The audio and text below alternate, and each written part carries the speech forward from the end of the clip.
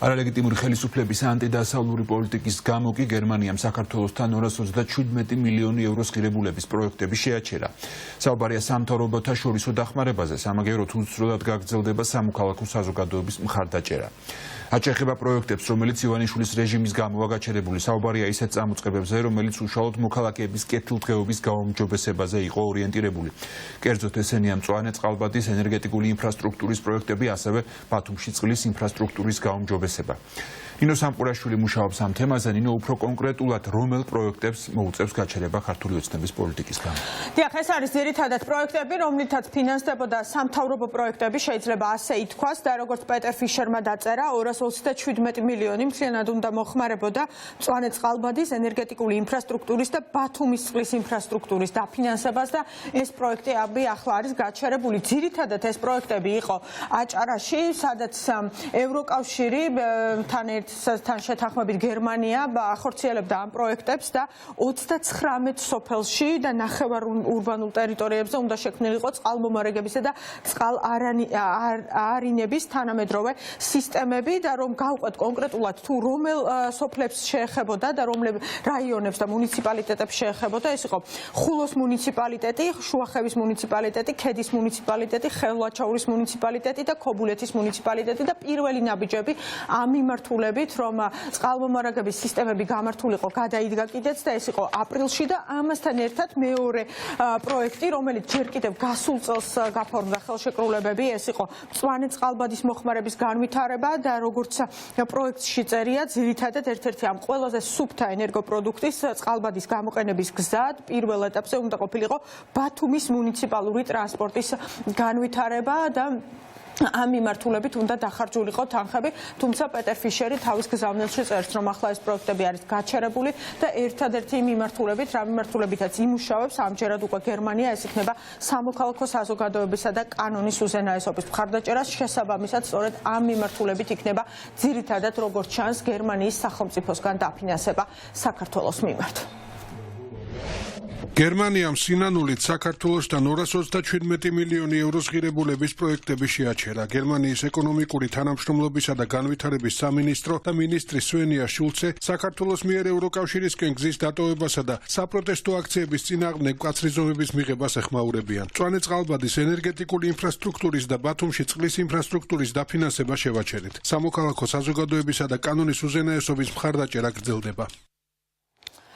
ევროკავშირისა და ამერიკის შეერთებული შტატების მხრიდან ასეთი ნაბიჯები არ უკურთ ოპოზიციაში, რადგანაც ხელისუფლების ოპონენტები იხსენებენ ამ განცხადებებს, რომელიც კეთდებოდა სტრატეგიული პარტნიორების მხრიდან და განსაკუთრებით მას შემდეგ, როდესაც ქართულმა ოცნებამ ოლიგარქიულმა რეჟიმმა მიიღო რუსული კანონი. სწორედ ეს გახდა მიზეზი, რის გამოც უკვე ევროკავშირის ქვეყნებმა, ასევე ამერიკის შეერთებულმა შტატებმა მიიღეს გადაწყვეტილებები და დაიწყეს უკვე კონკრეტული პროექტების გაჩერება საქართველოსთან მიმართებით და ეს ყველაფერი რომ ძალიან ცუდად აისახება ქვეყანაზე, ქვეყნის ეკონომიკაზე, ქვეყნის მომავალზე და მოსახლეობაზე. ამასთან დაკავშირებით საუბრობდნენ დღეს ოპოზიციონერები და ამბობენ ხელისუფლების ოპონენტები იმას, რომ აუცილებელი არის და სწორედაც რომ ერთადერთი გამოსავალი არის ახალი არჩევნები იმისათვის, რომ ქვეყანა დაუბრუნდეს ნორმალური განვითარების გზას.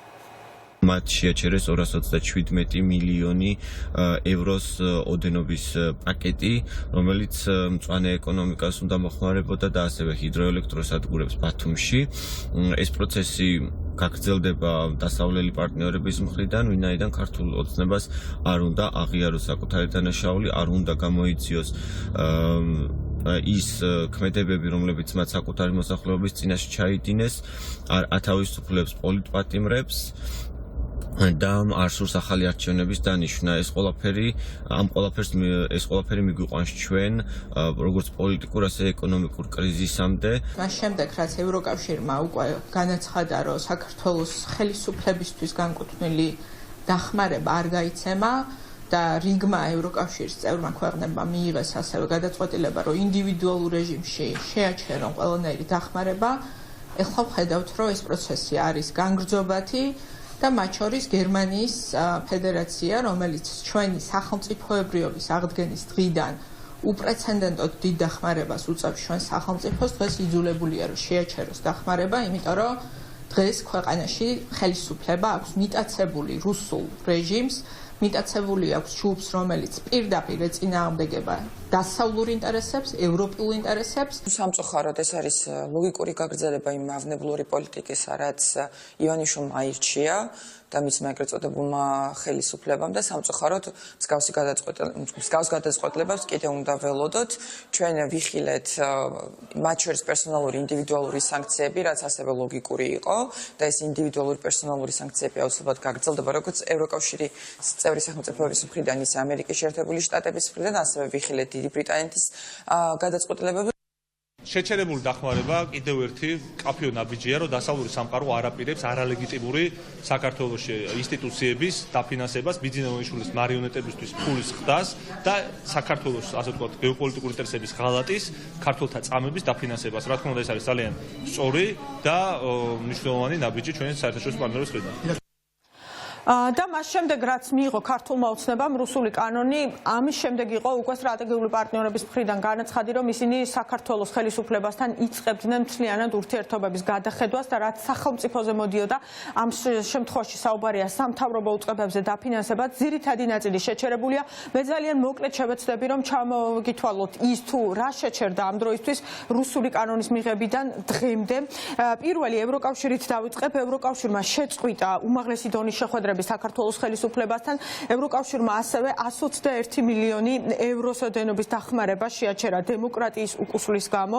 ევროკავშირმა ასევე 30 მილიონი ევროს დახმარება გაყინა, რომელიც თავდაცვის სფეროს უნდა მოხმარებოდა ეს დაფინანსება და ამასთან ერთად ევროკავშირმა ეს წარმომადგენლობამ გააჩერა საქართველოს 35 მუნიციპალიტეტისთვის ახალი საგრანტო შეთავაზებები. ამერიკის შეერთებული შტატები ყველას კარგად გვახსოვს, რომ ამერიკის შეერთებულმა შტატებმა სტრატეგიული პარტნიორობა შეაჩერა მას შემდეგ, რაც ქართულმა ოცნებმა უარი თქვა ევროკავშირზე და გააყალბა ტოტალურად არჩევნები. ასევე ამერიკის შეერთებულმა შტატებმა რუსული კანონის შემდეგ გაურკვეველი ვადით გადადო ყველაზე დიდი და ერთობლივი სამხედრო წვრთნა, რომელიც ტარდებოდა, ეს იყო ღირსეული პარტნიორი და ამასთან ერთად 95 მილიონ დოლარზე მეტი დახმარება, რომელიც სწორედ სამთავრობო უწყებებზე მოდიოდა. გაერთიანებულმა სამეფომაც გაყინა დიდმა ბრიტანეთმა საქართველოსთან სტრატეგიული თანამშრომლობის დიალოგი, ეს არის უორდროპის დიალოგი, რომელიც მოიცავდა მთელ რიგ სფეროებში თანამშრომლობას და ასევე შეჩერებულია კიბერუსაფრთხოების პროგრამა და მაღალი რანგის მოლაპარაკებები. დანია, რომელმაც შეწყვიტა ასევე საქართველოსთან ყველანაირი თანამშრომლობა და ასევე სამხედრო თანამშრომლობა შეაჩერა. შვედეთმაც ტოტალურად გაყალბებული არჩევნების შემდეგ მთლიანად გაწყვიტა საქართველოს ხელისუფლებასთან თანამშრომლობა და სამოქალაქო საზოგადოებისთვის მიიღო გადაწყვეტილება, რომ სამოქალაქო საზოგადოებისთვის გარკვეულ დაფინანსებას გამოყოფს და საფრანგეთი, რომელმაც ასევე საბიუჯეტო ნაწილში რა დახმარებასაც გამოყოფდა საფრანგეთი, ესეც არის შეჩერებული და კიდევ ერთი ქვეყანა, ეს არის კანადა, რომელმაც გამოაცხადა მას შემდეგ, რაც ქვეყანაში არჩევნები გაყალბდა და საქართველოს ევროპაზე თქვა უარი, ამის შემდეგ მათ თქვეს, რომ დიდი შვიდეულის წევრ ქვეყნებთან ერთად, პარტნიორებთან ერთად იმსჯელებენ და საქართველოსთან დაკავშირებით მიიღებენ გადაწყვეტილებას, თუ როგორ გაგრძელდება სამომავლო თანამშრომლობა. ეს არის ის მძიმე შედეგები, რომელიც ამ დროისთვის საქართველოს უკვე აქვს მას შემდეგ, რაც ქართულმა ოცნებამ უარი თქვა ევროკავშირს და დაიწყო რუსული კანონების მიღება და კიდევ რა მოხდება ამასთან დაკავშირებით ოპოზიცია პროგნოზირებს, რომ მომდევნო თვეები განსაკუთრებით მძიმე იქნება, თუ ეს ყველაფერი ასე გაგრძელდა, რასაც ახლა ოლიგარქიული რეჟიმი აკეთებს.